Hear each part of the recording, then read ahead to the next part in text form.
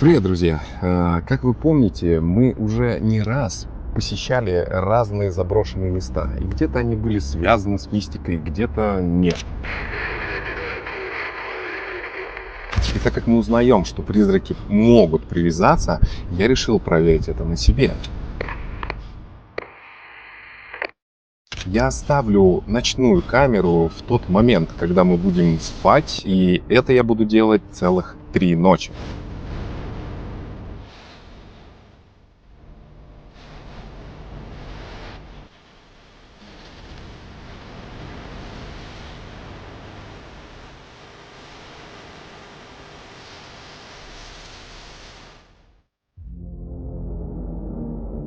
Многие согласятся, что суеверий и примет не перечесть. И в разных народах свои страхи. Кто-то верит в счастливые талисманы, а кто-то боится черных кошек. Многие люди рассматривают некоторые события как знаки предзнаменовения, предвещающие удачу или беду. А вы испытываете перед чем-либо загадочный и необъяснимый страх? Одна энциклопедия определяет суеверие как верование, поверие или обычаи, не имеющие рационального объяснения. А безопасно верить и следовать приметам. Опасность в том, что суеверный человек позволяет влиять на свои решения и повседневную жизнь. Отвергая всякий здравый смысл, он полностью поглощен страхом перед неизведанным. По сути, человек позволяет, чтобы им управляло нечто необъяснимое для него самого. Всем привет! Меня зовут Александр, вы на канале Крик, и да притянется к нам нечисть. Как было выше сказано, я собираюсь проверить в течение 3 ночей, привязалась ли ко мне какая-либо сущность за то время, когда я был в разных локациях. Чтобы было интереснее, было принято решение как можно больше принять на себя плохих примет, чтобы усилить эффект для привлечения неприятностей на свою 5-ю точку. Ты готов? Все готовы? Тогда начинаем.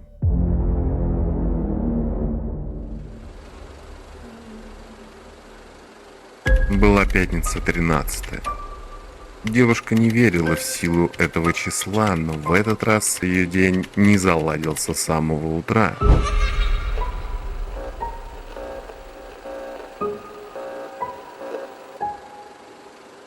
Сначала девушка не услышала будильник, затем Да где эти гребаные ключи? долго искала их, хотя всегда лежали в одном и том же месте. Позже, ведя ребенка в детский сад, от нее снова отвернулась удача. По дороге сломался каблук, окатили одежду из лужи, а дочь закатила истерику перед самым садиком. Черт, я опаздываю на работу. Девушка села в автобус, который сломался по пути на мосту. К работе девушка приехала почти впритык.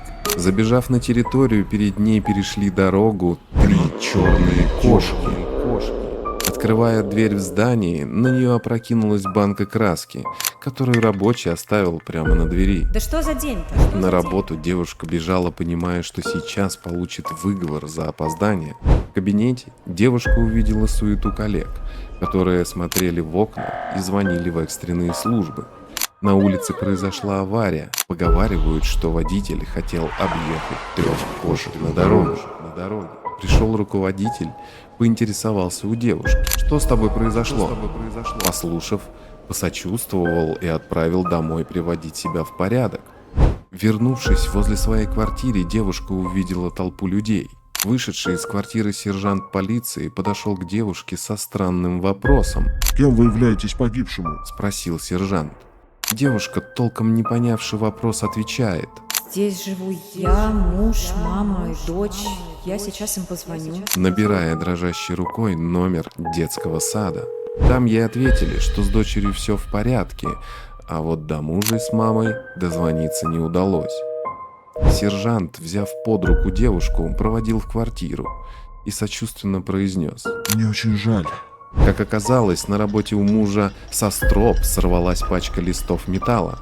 Пачка упала прямо на него и размазала по бетону. Мужа похоронили через несколько дней, а девушка теперь верит и в пятницу 13-е, и в черных кошек, и во все остальные приметы.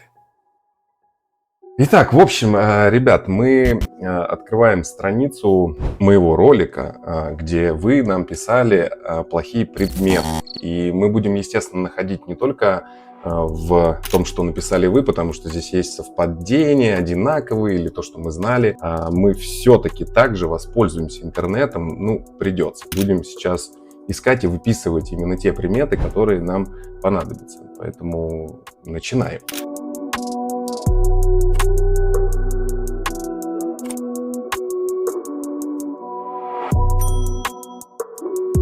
Так, первый. В ролике про девушек, так это понятно, черная кошка перебежала дорогу. Это классика плохих. Мы запишем, естественно, черную кошку. Давай запишем ее. И, ну, если получится ее где-то найти, кошку, да, по пути, там, не по пути. В общем, если найдем, попробуем, естественно, ее внести. Возвращаться нельзя домой за забытым. Но я здесь уже отвечал в комментарии. Скорее всего, это нужно сделать так, чтобы что-то забыть, вернуться и не смотреть в зеркало. Так, есть такая примета. Опана. Если наденешь одежду наизнанку, битым будешь. Я думаю, надо записать. Я слышал такое. Так, изнанка. Так, бабушка говорила, что носки разные носить нельзя. Дороги не будет. Ну, разные носки. Разные носки. Ничего так. Ну вот по поводу, кстати, соли. Это очень интересный такой вопрос, потому что я с детства лично знал, что если ты просыпал соль, то уже к беде. А тут мне пишут о том, что если вдруг мы замужем и рассыпалась соль, то, скорее всего, это ругань. Мы, к сожалению, или к радости не в браке, но соль рассыпем. Надеюсь, мы не поругаемся, но что-то к нам должно привязаться. Марина пишет, то, что в приметы не верят, но муж никогда не проходит по кошачьим столбом. Что это значит? Вот. Но тебе дальше написано, что это значит. Кошачий столб – это стоящие буквы «Л». Ну, то есть, знаешь, когда бывает... Поддерживает столб деревяшка такая, ну, типа... Ну, или две бетонные Ну, эти я штуки. понял. Спасибо. А еще из подобного я слышала, что если вдруг пройти, ну, либо внутри этого столба, либо, в принципе, обойти вдвоем какой-то предмет с разных сторон, то тоже поругаемся, если не сказать друг другу «привет». Нельзя, когда спишь, чтоб отражался в зеркале. Вообще с зеркалами проблемы. Тут такой случай, что как раз-таки, устанавливая ночные камеры, мы и так будем спать. А напротив зеркала ставить... У нас телевизор напротив. Это же тоже считается, это тоже отражение.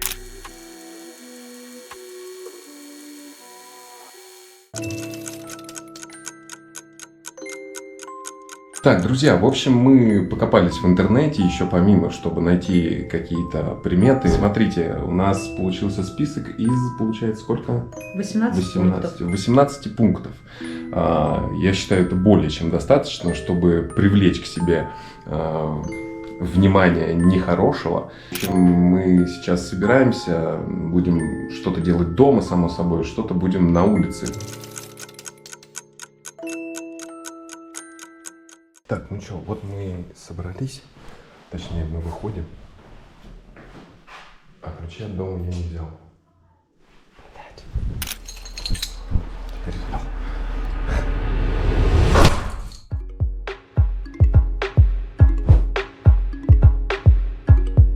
Мы нашли посуду.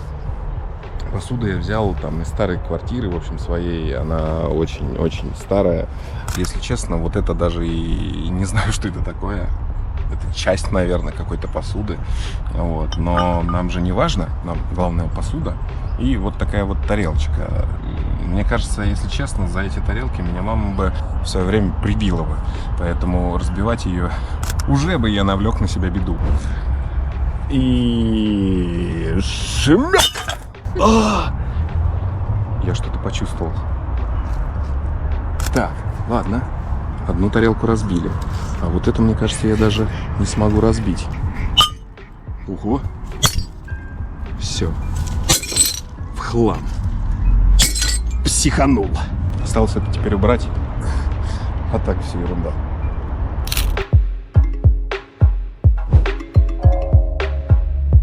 В общем, нашел из столбов. Это вот этот вот сзади меня столбик. Вот этот вот. И он вроде бы подходит по описанию, то, что нам присылала девушка по поводу столбов, которые должны выглядеть в букву L. Мы, короче, сделаем два эффекта. Мы пройдемся, смотрим, между нами будет столб, и здороваться не будем, правильно? Это же тоже плохая примета. И я сейчас пройду мимо этого. Сейчас как телепортнуть в другую сущность, приколись. Хренак. Не было же сказано, что я должен там просвистеть. Давайте для пущей уверенности я пройдусь еще разу. Ну, на всякий случай, ну мало ли. И прям в эту же сторону, смотрите.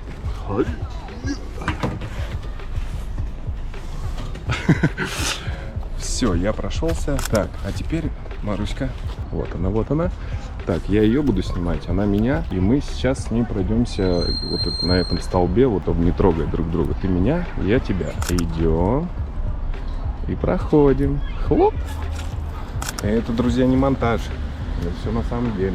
Пойдем искать следующую примету. Погнали.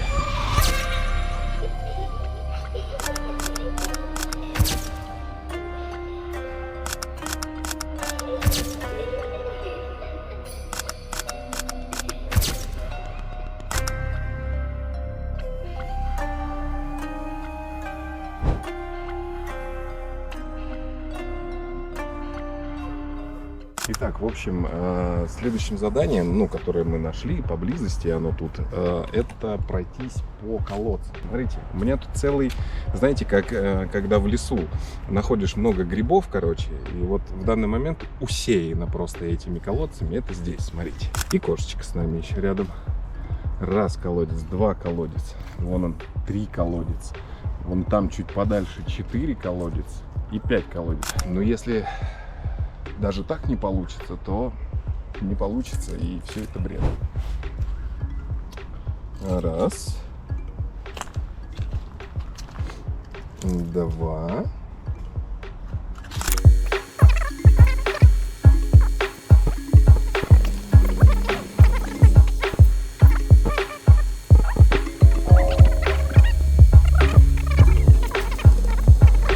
В общем, с колодцем мы справились, поэтому идем на следующее задание.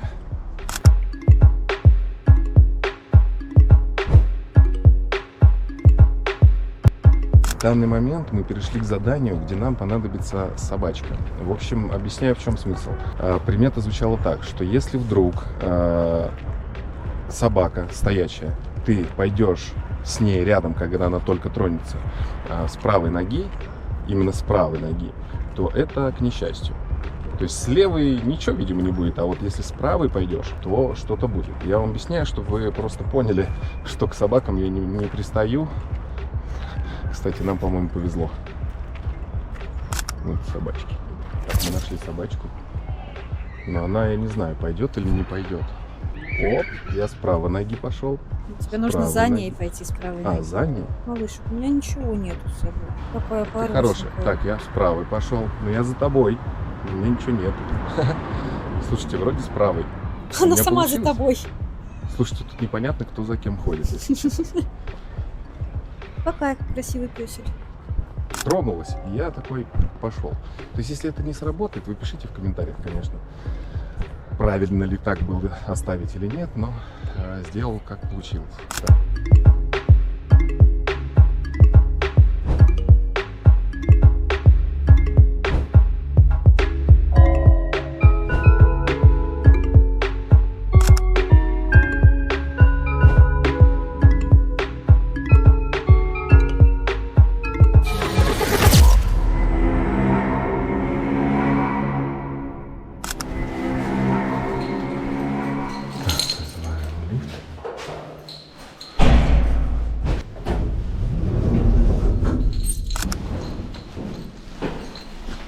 Ну? Мусор. Блять, мусор, ёб твою мать. И таким образом... Побудь тогда здесь, сейчас я тогда заберу быстренько.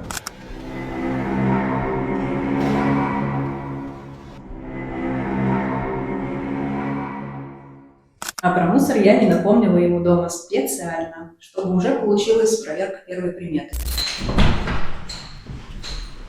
Вот он ты. Ёботать. Ключи забыл. И мусор забыл.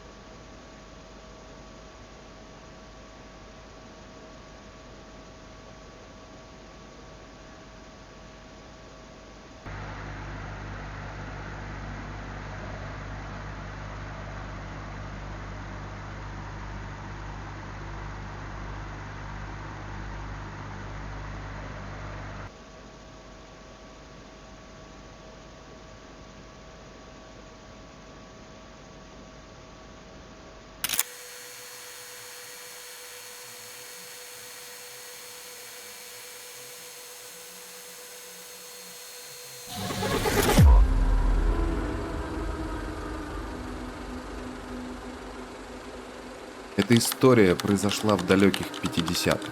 На дворе был старый Новый год, тогда как и сейчас этот праздник не особо отмечали, но традицию старались поддерживать. Мать моей тещи работала тогда на обувной фабрике, и ей выпало выйти во вторую смену 13 декабря. Чтобы хоть немного ощутить праздничную атмосферу, ее коллега решила как-то разнообразить этот день и наготовила целый таз вареников. Да не простых, а с предсказаниями. Люди смеялись, кому-то вначале попадались пуговки, монетки и прочие мелкие радости. При готовке коллега вспомнила, что есть такая примета – пересолить еду накануне Старого Нового года к семейным проблемам. Да и решила так подшутить, сварганила дюжину соленых вареников. Волей судьбы все они ей попались, один за одним. Не веря в приметы, люди продолжали веселиться. Обед закончился, и все разошлись по рабочим местам. Настроение держалось недолго. Через несколько часов цех загорелся. Потушить потушили, но спасли не всех. 12 человек погибли в огне. 8 из этих 12 были родственниками той самой коллеги. Да и сама она сильно обгорела в той катастрофе. Сколько лет прошло, а в семье жены до сих пор запрет на вареники с предсказаниями. А теща даже в гостях их не ест, опасается, что попадется соленое.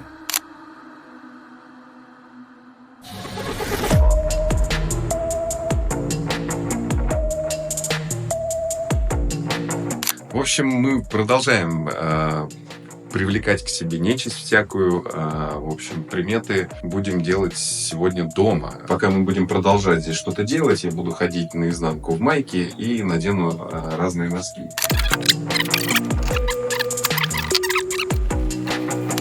Ну вот, в принципе, как-то так.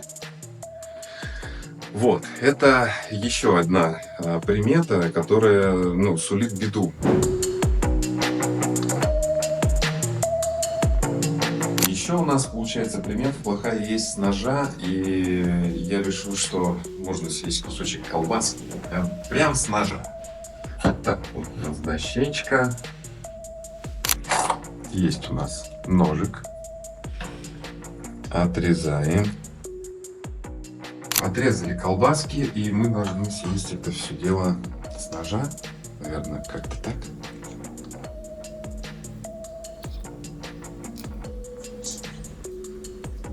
Ты стал больше трогать или нет? Я пока не знаю. В общем, с ножа съел. Да. Привлечь к себе внимание, может, какой-то беды и привлек, а может и нет, но привлеку, если не помою нож. Далее, еще одна плохая примета – это рассыпать соль. Естественно, ее в основном рассыпают случайно, и я понимаю, что, наверное, это не будет по какому-то нашему правильному канону, я не знаю. И в любом случае, я ж не сделаю вот так, и типа рассыпал. Я могу ее просто лишь рассыпать, получается. Просто сыпать, правильно же? Ну, я не знаю, но, наверное, так. В общем, будем сыпать.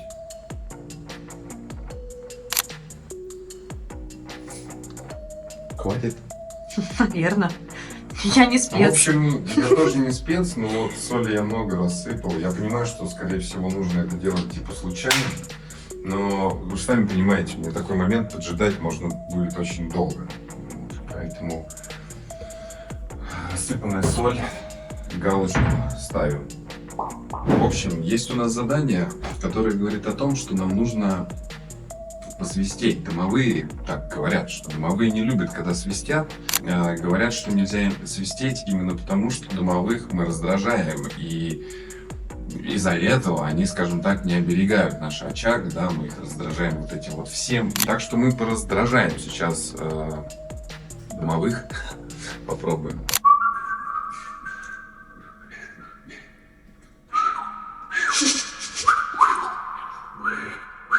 Еще одна из примет – это не оставлять пустые бутылки на столе. И что вы думаете, я сделаю? То, чего делать нельзя.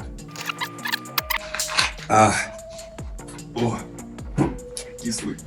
Еще у нас по заданию нужно передать через порог что-то, что нельзя через порог передавать. Нужно передать что-то через порог. Говорят, это плохо. Еще я слышал, нельзя отдавать деньги через порог. Бесы, дьяволы, смотрите, какое бабло. Видал? Вот, сейчас я эти деньги еще передам через порог. Деньги. Вот они, деньги. Вот они, денежки. Вот он порог. Вот я его передаю. Все.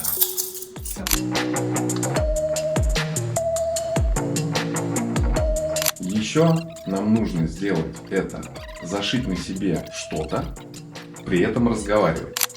Второе, нам нужно крыть зонт в помещении, говорят, это вообще не к добру. И третье, нам нужно налить из чайника, но у меня нет чайника без крышки, мы просто нальем из чайника с открытой крышкой.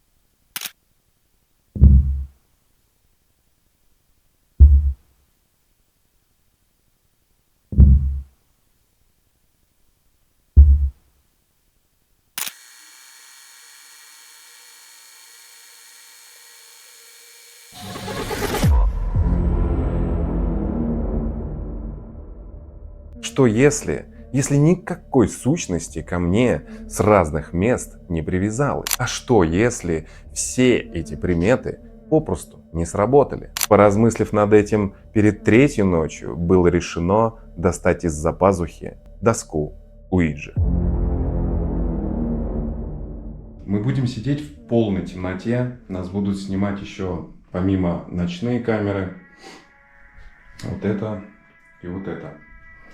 Вот, мы хотим не то чтобы с кем-то связаться, то есть, может быть, здесь и нет, например, никого. Мы по большей части хотим кого-то попробовать призвать через эту доску. То есть, если кто-то и есть где-то там, куда-то там, то пусть он сюда к нам придет и с нами поговорит. Вот, получится или нет, ну вот сейчас посмотрим.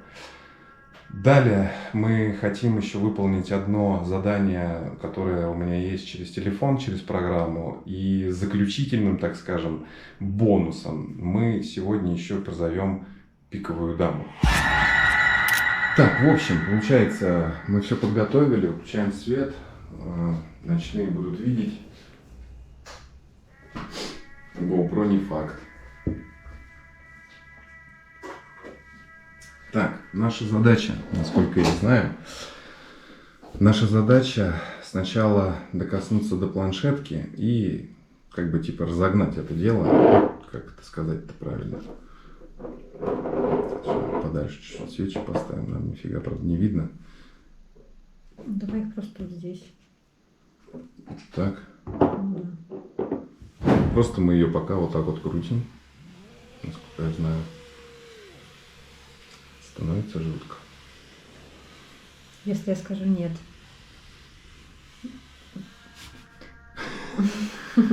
Так, мы, в общем, разгоняем. Так, оставляем планшетку. Я знаю, что многие, наверное, скажут, что руки надо держать на ней, но я много раз видел, что планшетка может ездить и сама. То есть, по сути, до нее может докоснуться сам тот, кого мы призовем. В общем, доска Уиджи. Если обитают где-то, возможно, не знаю, рядом где-то призраки, какие-нибудь души неупокоенных, пусть они свяжутся с нами.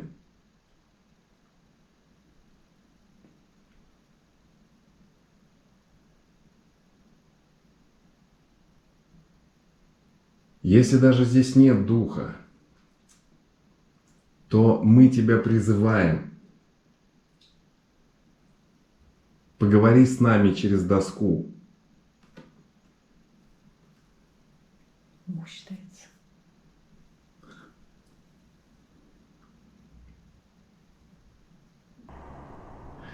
Может, все-таки надо ее подержать? Ну давай попробуем крутить, и я буду спрашивать. Ну так мы же не должны крутить, когда ты спрашиваешь. Ну, когда спрошу, потом остановлю. Давай так. Остановим, когда спрошу. Если где-нибудь есть души умерших, свяжитесь с нами через доску.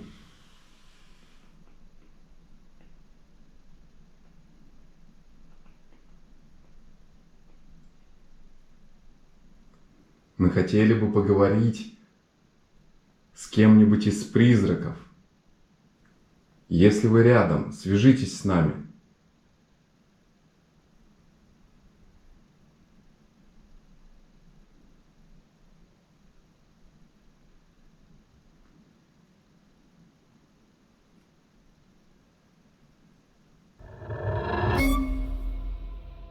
Итак, ребят, в общем, я попризывал, возможно, ночью что-то будет по-другому, потому что мы делаем это заранее для того, чтобы зафиксировать что-то ночью. Мало ли что-то привязалось, привяжется.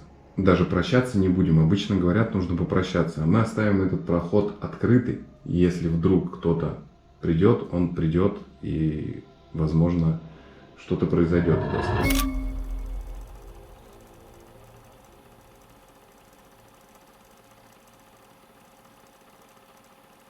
Вызываем чертика только вечером. У нас как раз вечер. Нам понадобится рисунок чертика иголка, нитка и свеча. Ритуал происходит так. Нитку вставляем в иголку. Зажигаем свечу, ставим на стол. На рисунке с чертиком пишем русский алфавит и внизу цифры от 0 до 10. Мы возьмем ту же самую доску Уиджи. На ней есть и алфавит, и на ней есть цифры. Говорим 3 раза «чертик, приди» и задаем любые вопросы. Нитка с иголкой будет указывать на буквы, и из них создаваться слова. Не забудьте с ним попрощаться, а то он утащит вас к себе. Еще вот так вот рассказывает. В общем, будем пробовать. Чертик у нас есть. Мы его оставим на телефоне вот так, чтобы он вот так вот у нас был. И есть у нас иголка с ниткой, которая будем мы водить ее, в общем-то, вот так. Так, нужно сказать 3 раза «чертик, приди». Давай вдвоем тогда. Ну да, давай. 3, 4. Чертик, приди. Чертик, приди. Чертик, приди. По идее, если он приперся, то можно ему задать вопросы какие-нибудь. Чертик, ты здесь?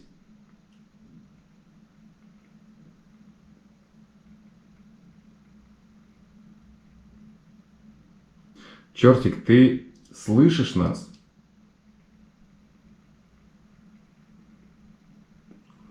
Если ты здесь, подай нам какой-нибудь знак.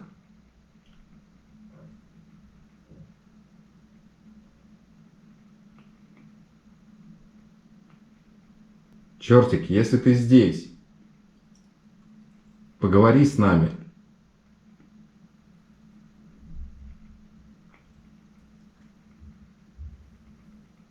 Опять нитка даже не пытается куда-то.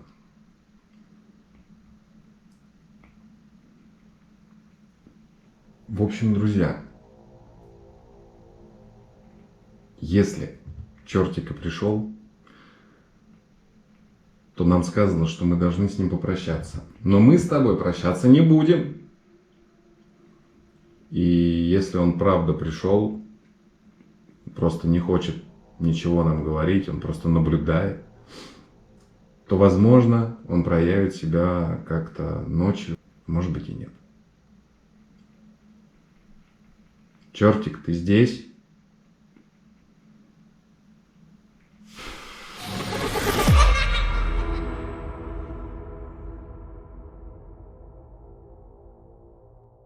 Так, друзья, в общем, сейчас мы будем делать последний призыв. То есть доской уже сделали, это все сделали. Сейчас мы будем вызывать пиковую даму. Вот наша дама стоит.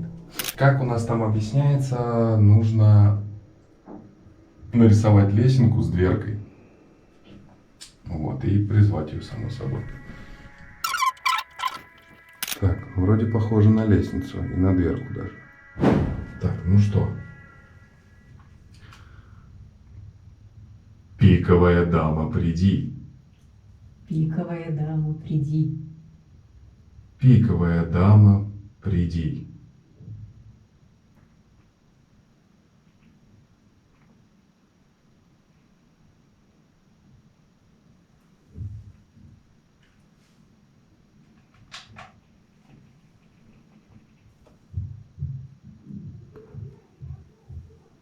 Пришла. Пиковая дама, приди. Пиковая дама, приди. Пиковая дама, приди.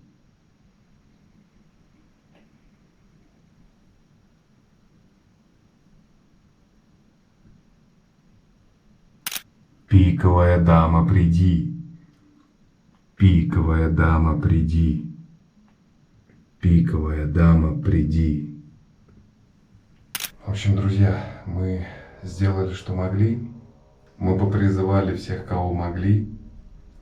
И чувствую, сегодня ночка у нас будет жаркой. В общем, камеры все запишут.